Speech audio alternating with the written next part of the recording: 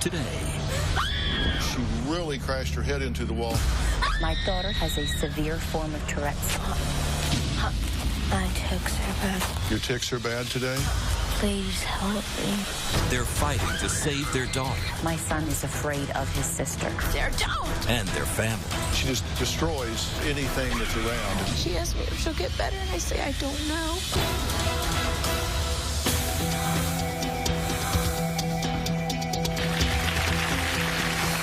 Today we're talking about two mothers facing unthinkable situations with their children. One is a celebrity mom who finds herself living in her very own Lifetime movie. The other is a mother battling to save her daughter from herself. Take a look at just 20 seconds of what it is like living with 12-year-old Sarah. This is Sarah.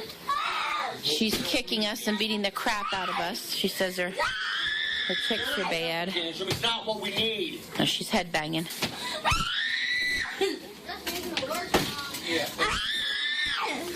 Sarah, ouch!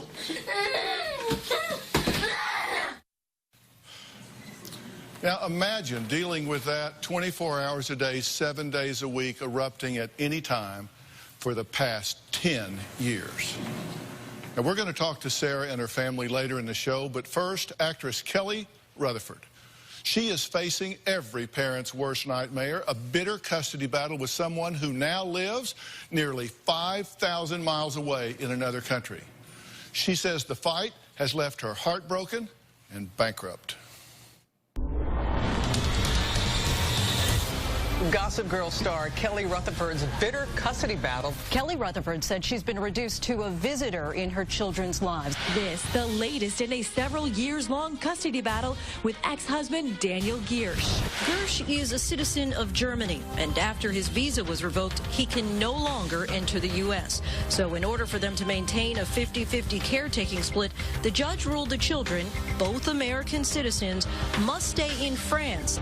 I will never stop fighting for my children. They're my babies. How did this happen? Your children are now 5,000 miles away in a foreign country, correct? Correct. How did you get from where you were to where you are? That's a good question. I'm still mystified myself. They're U.S. citizens. They were born in the United States. My ex and I were married in the United States. I'm a U.S. citizen. They have U.S. passports. They were in school in the U.S. So we don't know. We were just in federal court asking for relief there because, you know, children don't have rights in family court. Okay, now, as I understand it, when this custody, when the divorce came about, yeah, of course, there had to be a custody proceeding to decide what was going to happen with the children. Correct. And your husband is German. Correct. Your ex-husband is German. Now, he's not a U.S. citizen. He doesn't have dual citizenship. He's not a U.S. citizen. No, he's not. So you're a citizen. Your kids are a citizen. He's not a citizen. His visa was canceled. Yes. The court said 50-50. Correct. Joint and physical custody. But because he can't come into the U.S., in order to exercise his physical custody, the children have to be in now France? Yes, taken out of their home, away from their primary caregiver, taken out of school early to be sent to a foreign country in which none of us have any connection to whatsoever. So we have U.S. citizens that have been ordered to reside outside the country in France. Correct. Has Daniel done anything to reestablish his immigration status in the United States? I have a letter from the Department of State saying that he has not applied. And he told the court, and the whole point was, you make good faith efforts to get back into the U.S., and we're going to send the children over there. I was court-ordered to help him get a visa, to write a letter on his behalf. He was not court-ordered to actually apply. Yeah. Now, I don't practice anymore, but during the time that I did, I did a year's postdoctoral training in forensic psychology and worked as a forensic psychology in the courts, often trying to make determinations of custody and fittedness of parents. And there was one cardinal rule that trumped everything else. And that was what was in the best interest of the children. Correct. Have you been evaluated by, I said forensic psychology, have you been evaluated? Oh, yes, many times. And what did they determine in terms of your fitness as a mother? They said I was a great mom and I would have primary custody because of the ages. You know, they were 2 and 5. Right. And we had already he had requested, I think it was like 3 evaluations before that. Because there'd be an evaluation that said this mother should have primary custody, and then he'd fight it, or, you know, whatever. So how is this, in your opinion, affecting your children? Well, that's why I'm here, because my kids don't have a voice. Most kids don't have a voice in this situation.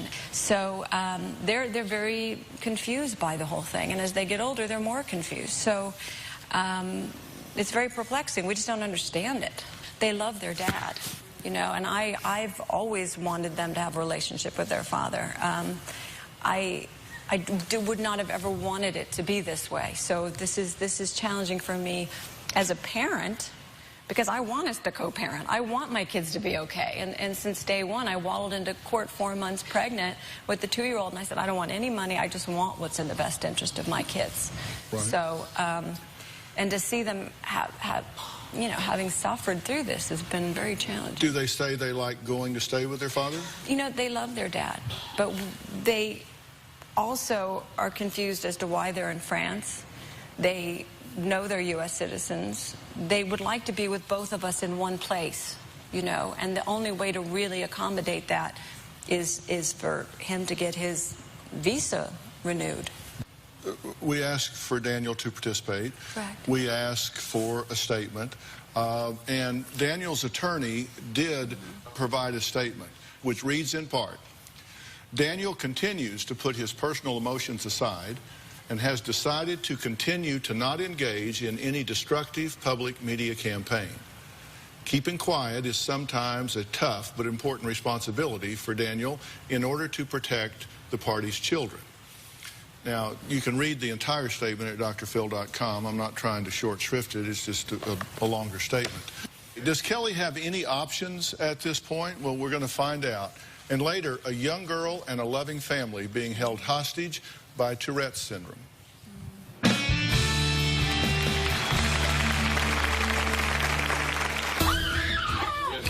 She's headbanging. Sarah will say that she wants to kill herself. Dr. Phil, please help my daughter.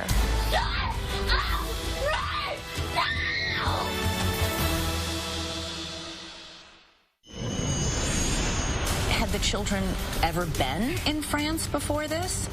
Their entire lives they had lived in New York City. Yes. Actress Kelly Rutherford is probably best known for her role on the hit series Gossip Girl. But in recent years, she's been making headlines for the international custody battle she and her ex-husband are engaged in. Now, 2 years ago, Kelly's German ex-husband was deported and no longer allowed to enter the U.S. An American judge ruled that Kelly's children must reside with him in France because Kelly can travel there, but he can't travel here. So with a 50-50 custody order, the only way for that to be in effect, in the court's view, would be for the children to reside there and all the burden of travel, expense, time, everything be on her and sadly on the children. Now, Chelsea Story, one of Kelly's attorneys, is also here today.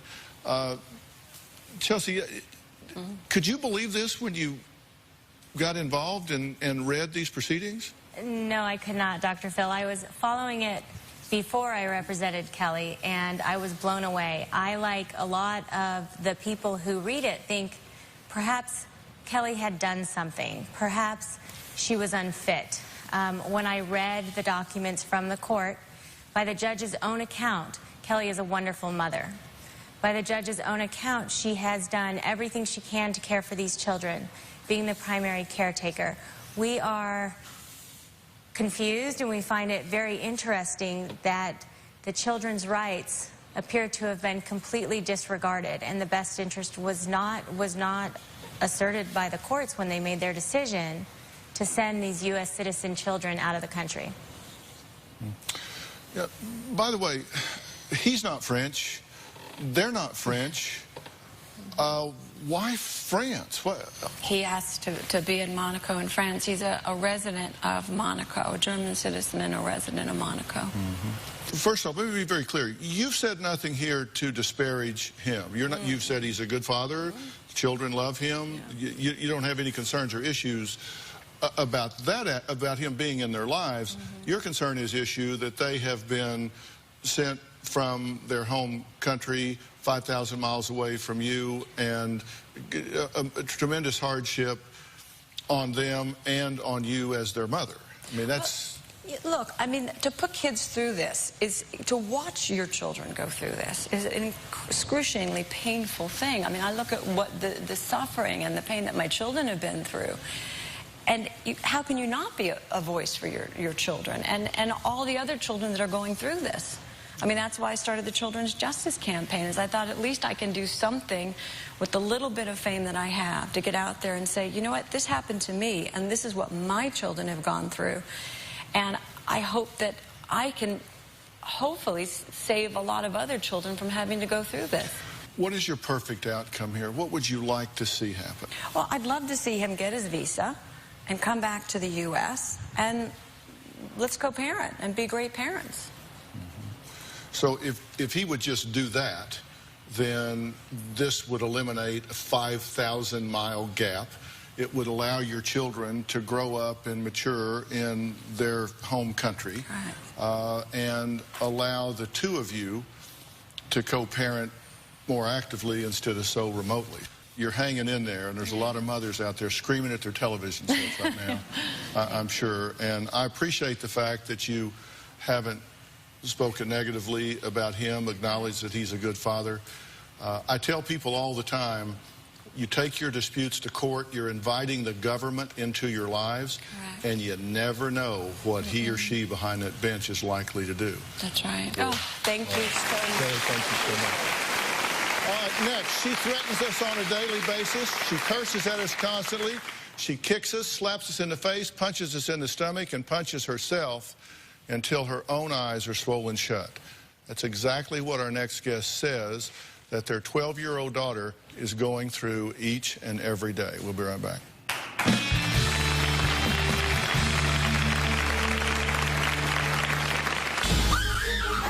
Oh, she's headbanging.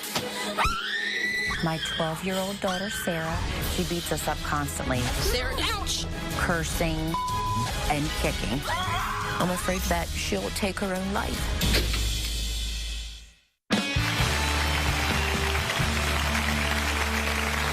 I want you to imagine your child being trapped in a body they cannot control. Talking about a body that is racked with violent, involuntary movements, constant outbursts, blood-curdling screams, cries, grunts, and curses. That's exactly what my next guest, Amy, and her husband, Chris, experience on a daily basis with their precious 12-year-old daughter. Take a look. My 12-year-old daughter, Sarah, has a severe form of Tourette's syndrome. When Sarah first developed tics, she was 2 years old. My daughter displays both physical and verbal tics. With her physical tics, she has jumping. She will fall down on the ground no matter where she is. Her feet are constantly bleeding along with her knees. She'll do things with her arm. If you're in the way, you're going to get hit. Sarah, ouch! She does head banging, and she'll just bang into anything, a wall, a TV, the kitchen sink. Cursing and kicking. We all have bruises on our legs. She beats us up constantly. In 3rd grade, Sarah missed about 2 months of school due to a tic that made her bark like a dog. It was loud, like that. And this past year, Sarah missed so much school that she has to repeat 6th grade again. When I look at Sarah, I feel helpless. I feel that I'm not doing my job as a father. Sarah will say that she wants to kill herself. She's told me that she doesn't believe in God because there's no way God would treat a child like this. I'm afraid when she reaches middle school that she'll take her own life.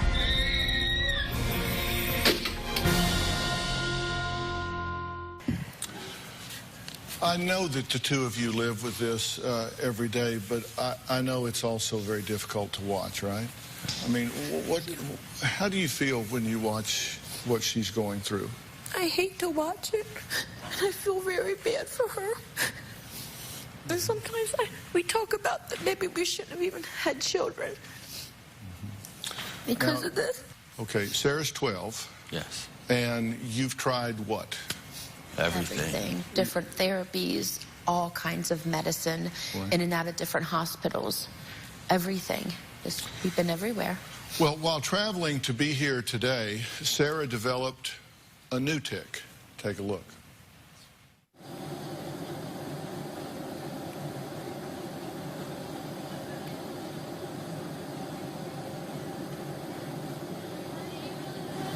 I know it hurts, Sarah. I know it hurts there. Okay, I won't touch it.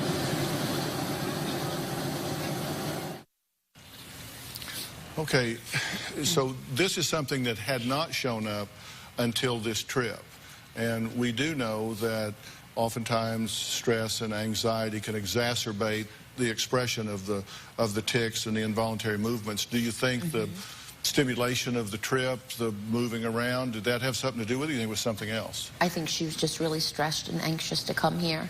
And we've told her how many times we're going to get help, and then we come home and there's no help. And I think, you know, she's just tired of being let down.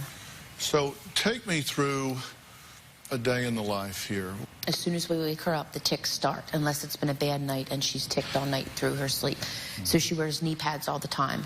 For like the last year, she has this jumping tic. And then after a couple times she jumps, she'll go down on the ground, whether it's cement, rocks, anything. So her knees are always swollen and bleeding along with her feet. This injury to her face came from what? That was a tic, where she just felt the need to keep doing this to the point that happened over 24 hours. Okay, and how about these pictures here where? That was, she had a bad experience in a hospital, and she came home and started to headbang.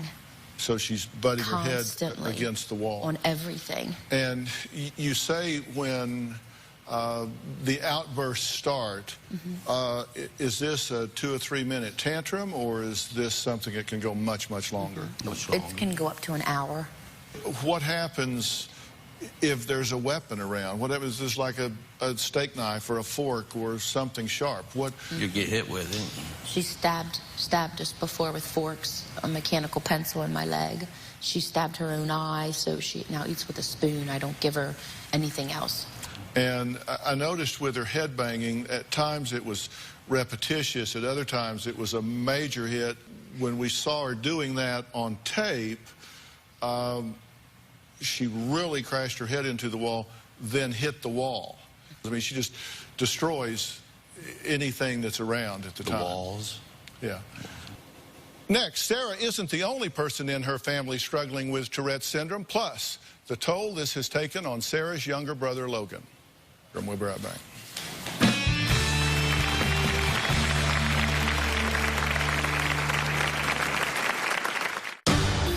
Sarah has threatened to kill Logan. She has choked him numerous times. Sarah, get off of him.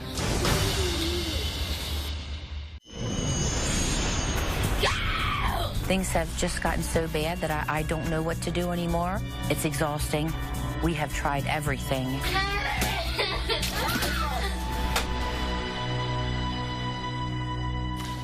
Well, as I said, Sarah isn't the only person in her family struggling with Tourette's.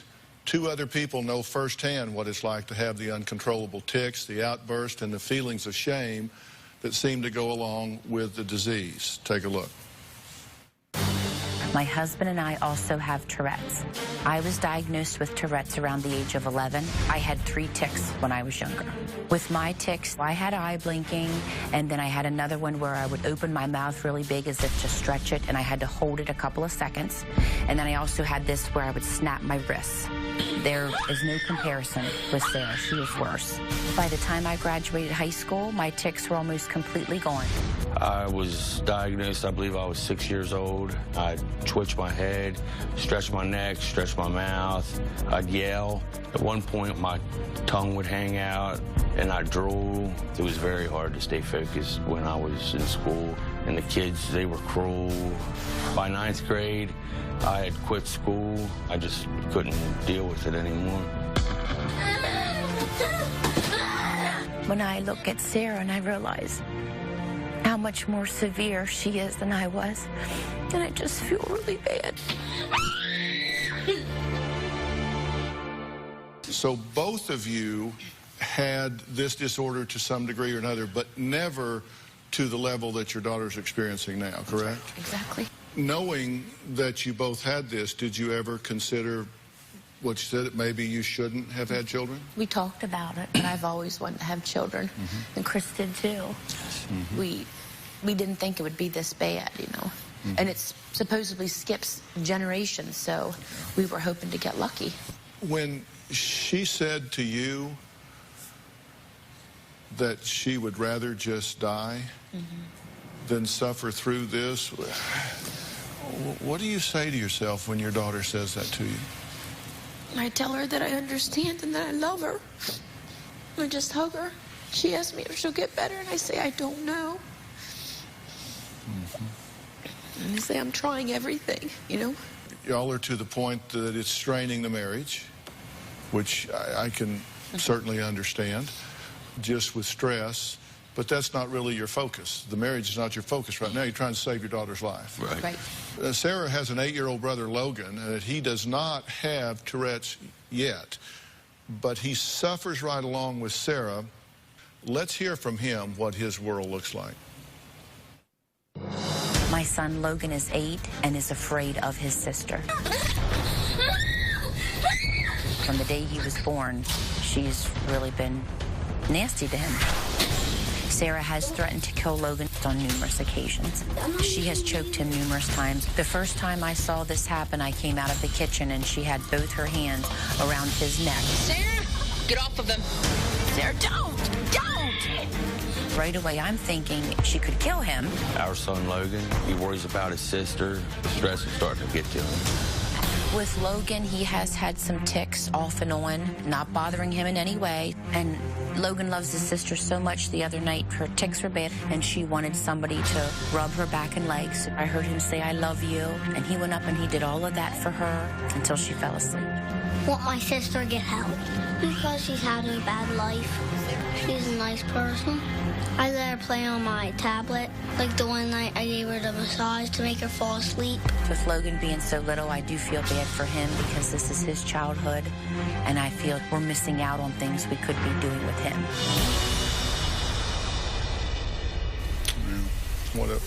What a kind young man. He's beginning to show some signs, correct? Yes. What are you seeing in him? He has a spitting tic that he spits on the sidewalk and outside or in the trash can or whatever, and he's got some eye blinking, some little bit of OCD also, I think. I would like to ask your permission to go back and speak with both of your children for a few minutes. If that's okay with you. I don't ever talk to minors without their parents' permission. Fine. All right, next, I want to talk to Sarah and her brother Logan backstage.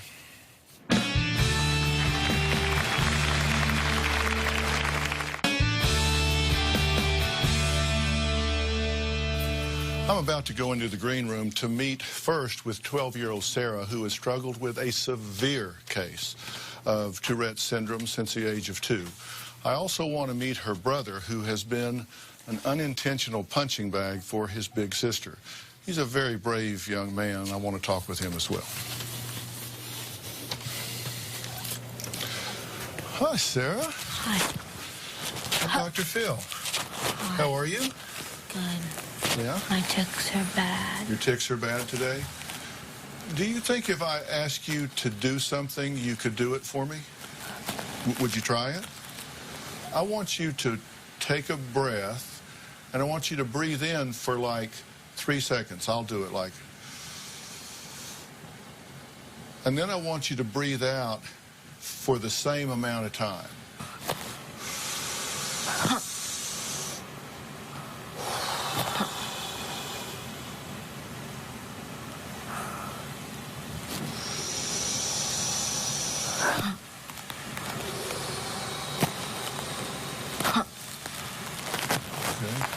Good. You did really well. Did you notice that when you were doing that your tick calmed down some? Not really. You were almost completely still for those few minutes. I was just seeing if you could do that. If I said some numbers to you, could you say them back to me? Like, Yeah. 461. 461. Okay, can you now say that backwards? 164. All right, good. Could you do one more thing for me? Can we try one more thing? Okay. What I would like for you to do is put your two fingers together like this. Okay? Okay, now I'd like you to put them like this far apart. And can you look right between them? Yeah. And just concentrate on a little spot in space right between your two fingers. And see if you feel them coming together. Just keep looking right at that spot and see if you feel them coming together. Good job. Good job. Good job. Great. Okay. That's interesting to me. I'd like to meet your little brother. Could we have Logan come in for a minute? Yeah. Great. I'm Dr. Phil. Hi. How you doing? Good. All right. Have a seat. How do you guys get along? Pretty good sometimes. Does she ever pick on you? Sometimes. Yeah? No, a lot. Yeah. Do you pick on him on purpose or not on purpose? A little bit of both. A little bit of both? Yeah. It's good to meet both of you. I want you to know that we're going to try to work on helping you out and finding some things that we can do to make you feel better. And Logan, I want you to know that because she has some things she has to deal with, that sometimes it can be almost like you're forgotten. But you certainly are not. You're very important to this family.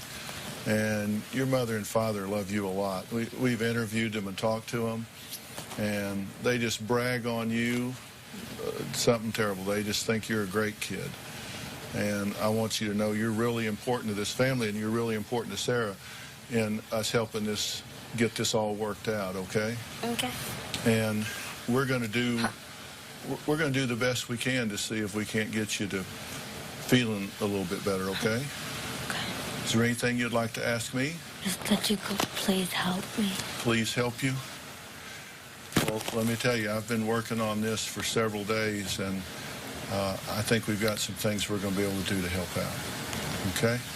Because you deserve that, and I want you to be real calm and real easy. Okay. Okay? All right. Thanks a lot. I'm going to go talk to your folks. Logan, thanks. Yep. Sarah, it's so good to meet you. I'll talk to you soon. Bye-bye.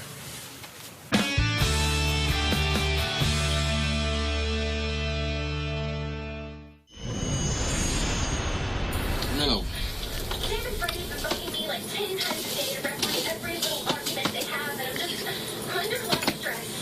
Well, I was just backstage talking with Chris and Amy's children, Sarah and Logan. You guys watched the interaction. What was your reaction to what you watched? I thought that what you had her do did slow her ticks down a little bit. I was checking for a few things. I wanted to know how compliant she could be. I wanted to know how suggestible she was. I wanted to know if she could soothe herself at all with anything that was positively rhythmic, breathing in and out at the same pace. Right. And her, just in that few seconds, her tick behavior calmed a lot. Now, I want to add someone to this conversation. He is the chief of neuroradiology for Medical Imaging Center of Southern California. He's the founder and CEO of Smart Brain and Health. I'm talking about Dr. Bradley Jabbour. Brad, can you join us up here, if you would, please? Please welcome Dr. Jabbour. Thank you. Please meet Chris and Amy. Nice to meet you. Dr. Jabbour, you have been studying this case for quite some time. We sent you hundreds and hundreds of pages of medical records.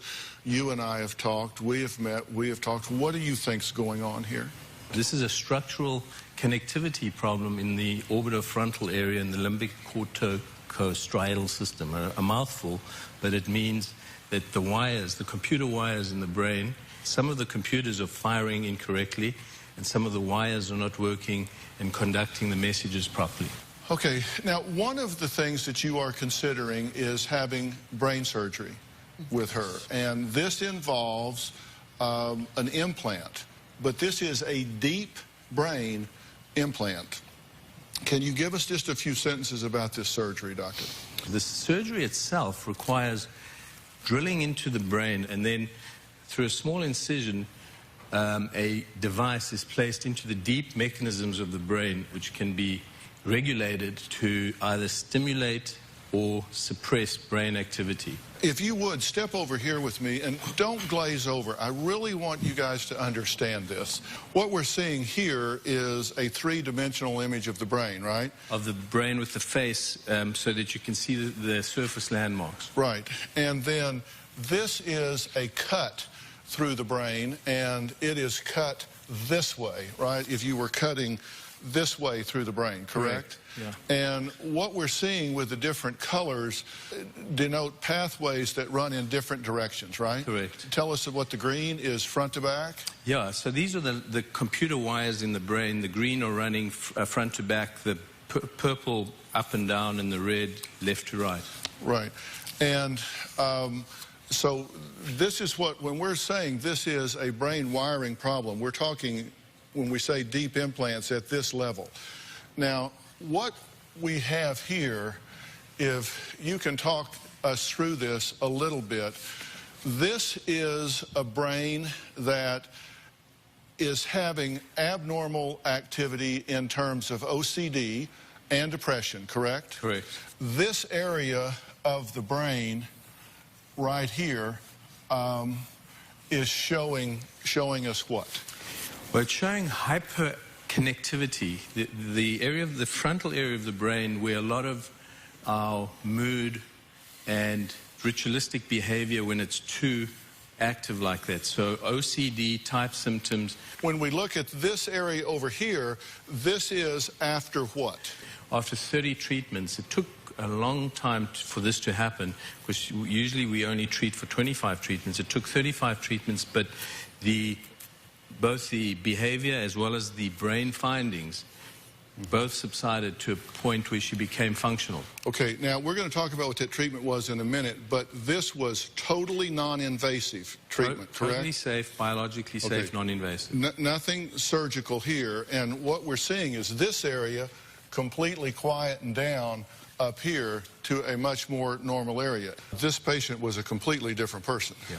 Back to a normal functioning human being, and her family, which were very disrupted by this behavior, could now get back to normal. Great. Let's have a seat and we'll talk about, we're talking about this treatment.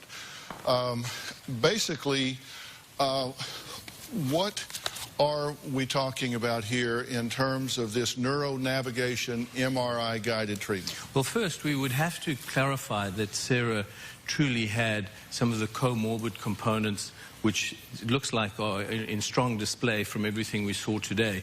But we'd want to see it and on a functional MRI and see if there is something we can fix. Once we find it, we can now approach the exact region with X, Y, and Z coordinates, much like a Google map where you say, I want to go there. You can direct the TMS treatment, which is really a changing magnetic field focused on specific neurons, very accurately, and you can switch it off. Okay, and let me translate some of this for you, because there has been a transcranial magnetic stimulation treatment that has been available for some time. What Dr. Jabbour and his team have done is they now use an MRI neural navigation to not just hit a portion of the brain, but they're able to actually go in to the actual sulcus where something may be residing, where there's hyperconnectivity or an absence of connectivity in a specific fold of the brain, correct? Correct, yeah. Tourette's is a syndrome that almost never, if ever, exists in isolation. There are components to it: OCD, depression, anxiety, ADHD. These things that there are known structures to. Oftentimes, if you begin to quiet these things down, then the motor tics, the vocal tics, become much less intense, much less frequent, and much less duration. But this is something that the minute I saw this case, I got in touch with Dr. Jabbour, because while there is no guarantee that this can help your daughter, there is no guarantee that this can eliminate or bring under control Tourette's, there is substantial evidence that this could help her in an appreciable way in terms of some of the component parts that define the Tourette's that you're living with. Dr. Jabbour has agreed to do the evaluation and to see if he can help your daughter, if you would like to pursue that. Yes, would you thank like you. to do Thank that? you. Thank you. We want to give this girl some help. Thank you. Okay, all right, fair enough. Thank you. All right, up next, we're switching gears. What do 49 million people have in common? I'll tell you when we come back.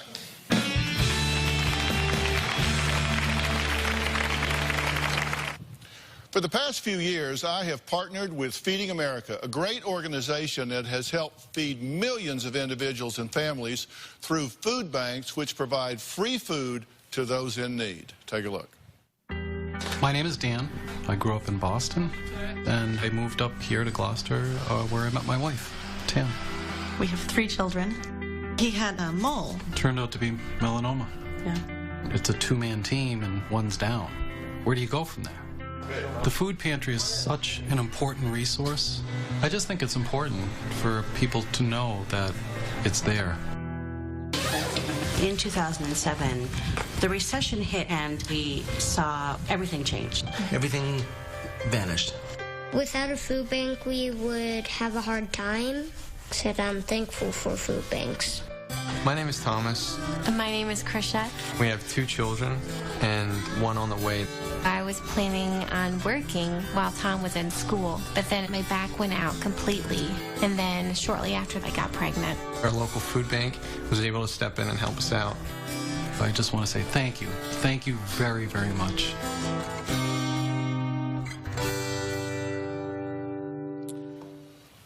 Well, joining me now are Bob Aiken, CEO of Feeding America, and Janet Lampkin, President of Bank of America California and board member of the Bank of America Charitable Foundation. So, guys, welcome. Bob, we were just looking at some of the things on tape, and unfortunately, these stories just are not that uncommon, right? Oh, that's right, Dr. Phil. 49 million people in America are food insecure, which means they don't know where their next meal is coming from. A little bit goes a long way with Feeding America. What's the average cost of a meal that you provide? Well, you know, at Feeding America, much of the food we receive is donated. So for each dollar that we're able to raise, we can provide 10 meals to people who are at risk of hunger. Yeah.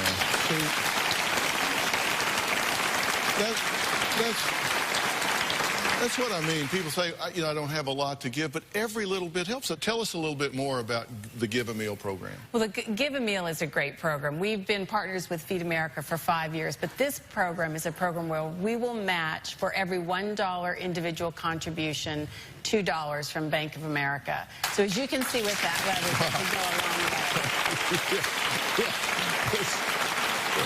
That's a good one. So what impact did this program have last year? We have done over 40 million meals with this program. It's our associate. Well, we love that program, and we want to jumpstart this effort with a donation of $25,000 from the Dr. Phil Foundation. And so if we can, we'll offer that to you. And It's just so great. And Dr. Phil, we very happily will match that with $50,000. All right, that's what I wanted to hear.